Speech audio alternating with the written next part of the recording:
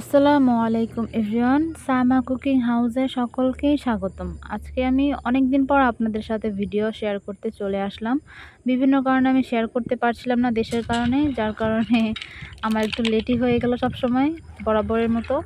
তো এখানে আমি ডাবলি বুটগুলো ভিজিয়ে নিয়েছিলাম সারা রাতের জন্য। তো ফুল এতটুকু হয়েছে, এখন আমি এটাকে চেঞ্জ করে নেব। তো এই পানিটা আমি চেঞ্জ করে নিয়েছি। এখন আমি দুটা বড় সাইজের আলু আমি ছোট ছোট কিউব করে কেটে নিয়েছি। আপনারাও এরকমভাবেই কাটবেন। আমি এটাকে ধুয়েও নিয়েছি অলরেডি। তো এটাকে আমি এখন চুলায় বসিয়ে দিব। তো আমার বাচ্চাও আমার সাথে সাথে সাথে কাজ করছিল। ওনার হাত দেখতেই পাচ্ছেন আপনারা।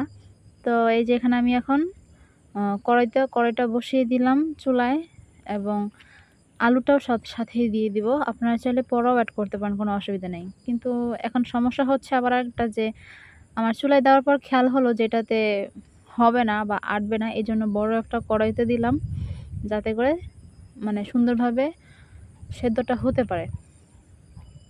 তো আমি এখানে একটু নাড়াচাড়া করে নিচ্ছি। তো আপনারা মিডিয়াম আঁচে, অনেক সময় লাগে এটা হতে, প্রচুর সময় লাগে। আপনাদের ঘরে যদি রাইস কুকার থাকে তাহলে অবশ্যই রাইস কুকারেই দিবেন। আর এভাবে দিলে অনেক সময় লাগে, আস্তে আস্তে আস্তে আস্তে হয়, যার কারণে প্রচুর সময়ের প্রয়োজন হয়।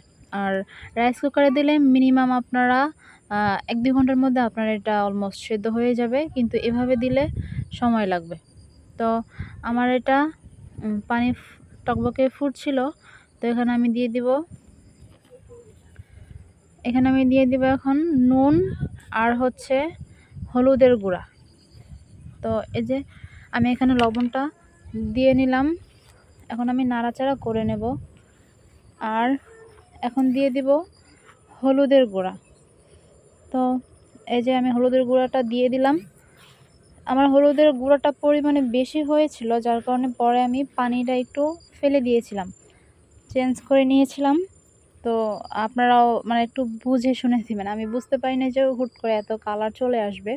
তো রান্নাবান্না একটু ভুল হয়, এটা আমি আপনাদের সাথে শেয়ার করলাম। কারণ অনেকে আছে যে যারা রান্না করে একরকম দেখায় আরেক রকম। কিন্তু আমি সম্পূর্ণ চেষ্টা করি আমি যেরকম রান্না করি ওরকমটাই শেয়ার করার জন্য আপনাদের সাথে। তো আমি এখানে প্রেসার কুকারে আমি রাইস কুকারে বসিয়ে দিয়েছি। এই যে অনেকক্ষণ করার পর আমার হচ্ছিল না, যার কারণে আমি এখানে সেদ্ধটা করেছি।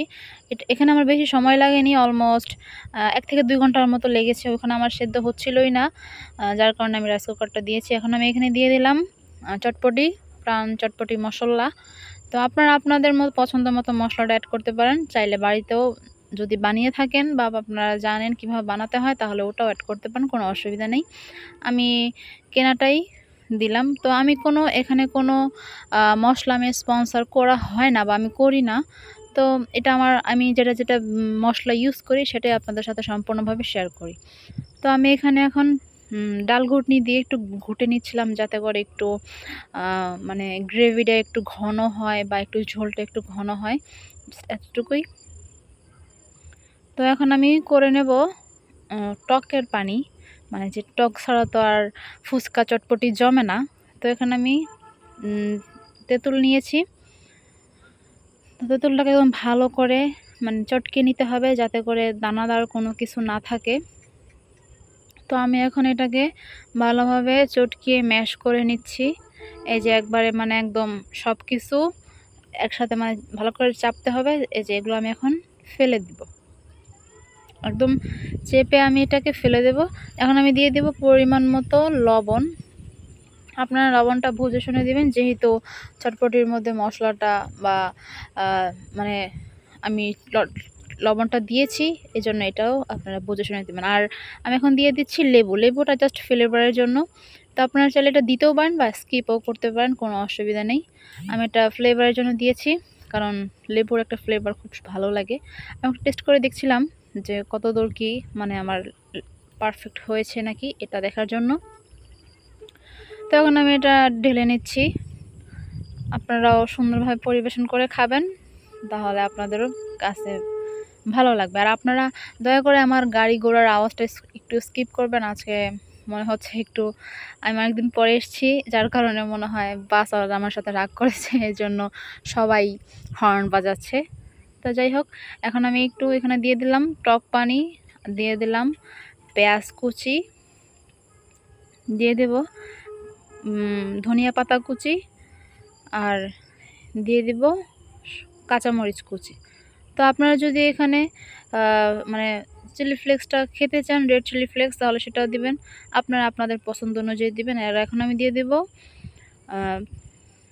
ফুচকা ভেঙে দিয়ে দিব, এটা ছাড়া কিন্তু জমবেই না, একটু ক্রিস্পি ক্রিস্পি ভাব লাগবে, খেতে ভীষণ মজা লাগবে। তো এখানে আমি একটা ডিম গ্রেট করে দিয়ে নিচ্ছি, এটা দিলেও খেতে খুব কিন্তু খারাপ হয় না, ভালোই লাগে খেতে। তো আপনারা থাকলে অবশ্যই ট্রাই করবেন। তো আজকের আমার রেসিপিটা কার কেমন লাগলো অবশ্যই কমেন্টস করে জানাবেন, আর কারা কারা কোথা থেকে দেখছেন এটাও অবশ্যই কমেন্টস করে জানাবেন। আর আপনারা যারা আমার চ্যানেল এখনও নতুন, যারা সাবস্ক্রাইব করেননি, অবশ্যই আমার চ্যানেলটা সাবস্ক্রাইব করে পাশে থাকবেন, বেল আইকনটি বাজিয়ে পাশেই থাকবেন। আর যারা যারা ফেসবুক পেজ থেকে দেখছেন তারা অবশ্যই পেজটাকে ফলো দিয়ে পাশে থাকবেন। আর আপনারা কি কি ভিডিও পেতে চান অবশ্যই কমেন্টস করবেন। Thanks for watching.